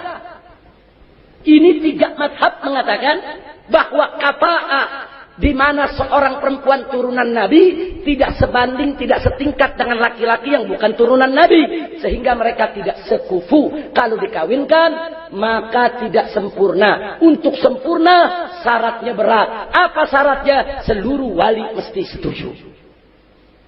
Ini mazhab yang 3, saudara. Bahkan salah satu fatwa dalam mazhab Imam Ahmad, bukan syartul luzum, syartul sihah. Syarat sahnya nikah. Ada satu fatwa dalam mazhab Imam Ahmad. Kalau seorang perempuan turunan Nabi yang menikah dengan laki-laki yang bukan turunan Nabi, walaupun sudah direstui, diridhoi walinya, tetap tidak sah. Saya di sini, saudara, tidak ingin bicara mana pendapat yang benar, mana pendapat yang kuat. Bukan itu. Saya hanya ingin menunjukkan kepada Anda, ini ada persoalan hukum. Kalau dalam mazhab Imam Malik memang nggak ada masalah. Dia tahu dirinya syarifah atau bukan syarifah. Dalam mazhab Malik mungkin tidak ada masalah dalam persoalan kawin. Dalam mazhab Ja'fari tidak ada masalah. Tapi dalam mazhab Abu Hanifah, Syafi'i dan Ahmad ada masalah. Walaupun masalahnya tidak sampai ke tingkat haram.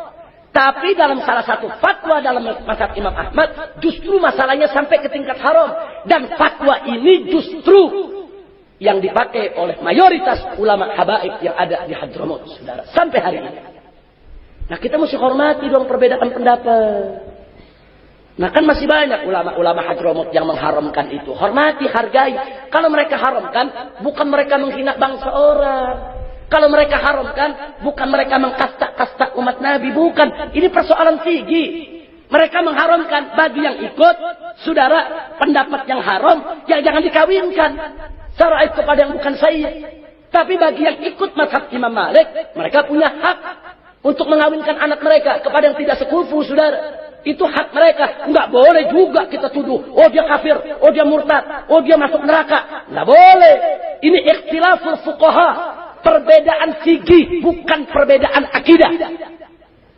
Nah, ini kadang-kadang suka kelewatan, saudara. Kita berbeda pendapat sama orang kan enggak apa-apa.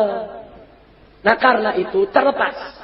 Apakah itu mazhab Malik, mazhab Ja'fari, mazhab Abu Hanifah, mazhab Hambali, mazhab Syafi'i, atau mazhabnya para habaib di Hadramut, terlepas dari itu semua, walaupun mereka berbeda, mereka semua sepakat. Yang paling ideal, seorang wanita menikah dengan yang sekufu dengannya. Semua sepakat, nggak ada perbedaan, ideal. Soal halal haram, mereka berbeda.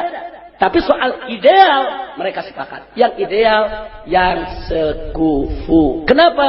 Untuk menjamin keharmonisan rumah tangga.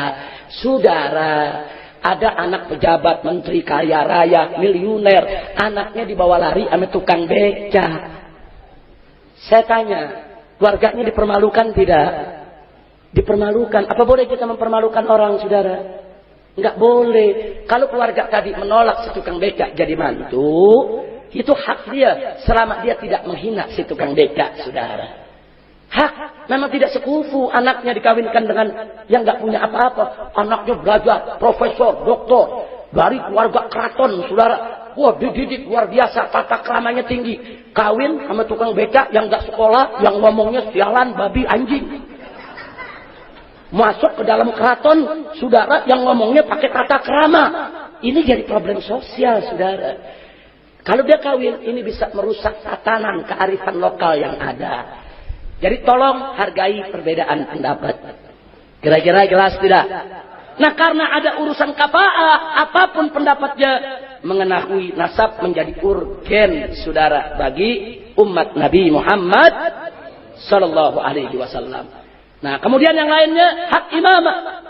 Nabi dalam hadis sahih mengatakan an-nasu tabi'un li Quraisy. Manusia itu mesti ikut Quraisy.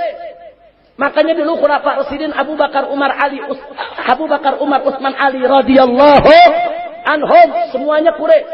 Bani Umayyah semuanya Quraisy. Bani Abbas semuanya Quraisy, saudara. Kenapa dulu para ulama mendukung pemerintahan Quraisy? Walaupun kadang-kadang itu pemerintahan agak diktator, saudara. Kenapa? Karena ada hadis ini, an-nas tabi'un li Quraisy. Semua umatku manusia ikut aja udah sama kepemimpinan Quraisy. Belum lagi ada hadis yang Nabi mengatakan, qaddimu Quraisyan wa la tuqaddimu alaihim. Utamakan yang Quraisy. Jangan kamu mendahulukan mereka. Ini hukum agama. Soal apakah ini wajib, apakah ini sunnah, itu perdebatan fikih, saudara. Saya hanya menunjukkan persoalan nasab keluarga Nabi ada kaitan dengan hukum Islam. Yang kedelapan, Ahlul Bait itu pusaka Nabi. Dalam hadis riwayat Muslim, Nabi mengatakan, taraktu fikum mustaqalain, kitab Allah wa itrati ahli baiti. Kata Nabi, aku tinggalkan dua peninggalan yang maha berat di antara kalian. Yang pertama kitab Allah. Yang kedua adalah itrahku, keturunanku sebagai ahlul baitku. Ini hadis sahih. Ada beberapa hadis bunyinya seperti ini. Hanya ada satu hadis riwayat Hakim yang mengatakan kitab Allah wa sunnati. Dan itu sudah divonis oleh banyak ulama hadis yang mengatakan kitab Allah wa sunnati dhaif. Yang sahih adalah kitab Allah wa itrati ahli baiti. Kalaupun kita mau ambil dua-duanya, sebagaimana ditawarkan oleh Imam Suyuti, ambil aja semua hadis sahih. Artinya Nabi meninggalkan Al-Quran. Di samping Al-Quran ada As-Sunnah yang menjelaskan isi kandungan Al-Quran. Itu yang pertama. Yang kedua, Nabi meninggalkan keluarganya, keturunannya untuk menjaga Al-Quran dan As-Sunnah. Jadi peran habaib itu mesti jaga Quran dan Sunnah. Mesti bela Quran dan Sunnah. Habaib nggak boleh diam kalau Al-Quran dan As-Sunnah diganggu oleh siapapun, saudara. Kenapa? Karena mereka penjaganya. Nabi yang katakan, aku tinggalkan dua peninggalan maha berat. Kalau kalian mengikuti mereka, kalian selamat. Satu Al-Quran, dua adalah keturunanku dan keluarga. Nah, jadi sekali lagi, makanya para habaib ini hati-hati. Menjadi seorang habib itu bukan enak, berat. Anda berbuat salah, dosa Anda bisa 2 kali lipat. Anda berbuat baik, pahala Anda juga 2 kali. Loh kenapa? Sebab kalau Anda berbuat dosa, 1 dosa buat kelakuan Anda, 2 dosa untuk karena Anda mempermalukan datu Anda Nabi Muhammad Sallallahu Alaihi Wasallam. Begitu juga kalau Anda berbuat baik, 1 untuk pahala kebaikannya, 1 lagi pahala karena Anda menjaga kemuliaan kehormatan datu Anda Sayyiduna Muhammad Sallallahu Alaihi Wasallam. Dan yang ke-9, kenapa nasab habaib ini mesti dijaga, wajib dijaga? Sebab nanti Imam Mahdi datang dari mereka, saudara. Kalau nasabnya rusak, nasabnya hancur-hancuran, nanti orang hari kiamat nggak percaya. Ini dari mana ada turunan Nabi nih? Udah mau kiamat masih ada turunan Nabi aja. Orang bisa ingkari kalau nasabnya nggak jelas, saudara. Maka itu nasab itu akan dijaga oleh Allah melalui para ahli-ahli nasab sampai akhir zaman. Kenapa? Karena Nabi mengatakan Al-Mahdi min walad Fatimah. Sebagaimana diriwayatkan Ibn Majah, Imam Mahdi adalah turunan Fatimah Zahra. Nah, itu yang saya mau sampaikan. Kira-kira jelas tidak? Kesimpulan, 1, keturunan Fatimah adalah keturunan Rasulullah Sallallahu Alaihi Wasallam. 2, keturunan Sayyidina Hasan dan Sayyidina Husain tidak habis dalam tragedi Karbala. 3, ijma ahli nasab bahwa As-Sajjad Ali Zainal Abidin, Imam Muhammad Al-Baqir, Imam Ja'far As-Sadiq, Imam Ali Al-Uraidi adalah zuriyah Sayyidina Husain ibn Ali ibn Abi Thalib. 4, ijma ahli nasab bahwa Imam Ahmad Al-Muhajir adalah zuriyah Imam Ali Al-Uraidi. Dan kelima, ijma ahli nasab bahwa Ba'alwi yang ada di Hadramut, yang menyebar turunannya ke Nusantara, Indonesia, Malaysia, Singapura, dan seterusnya, mereka semua adalah turunan Imam Ahmad Al-Muhajir. Kesimpulan akhir, bahwa habaib di Indonesia yang nasabnya betul-betul sebagai Ba'alwi, mereka adalah keturunan Nabi Muhammad Sallallahu Alaihi Wasallam. Nah, itu yang bisa saya sampaikan. Saya persilakan langsung Habib Ali Zainal Abidin maju ke depan. Silakan.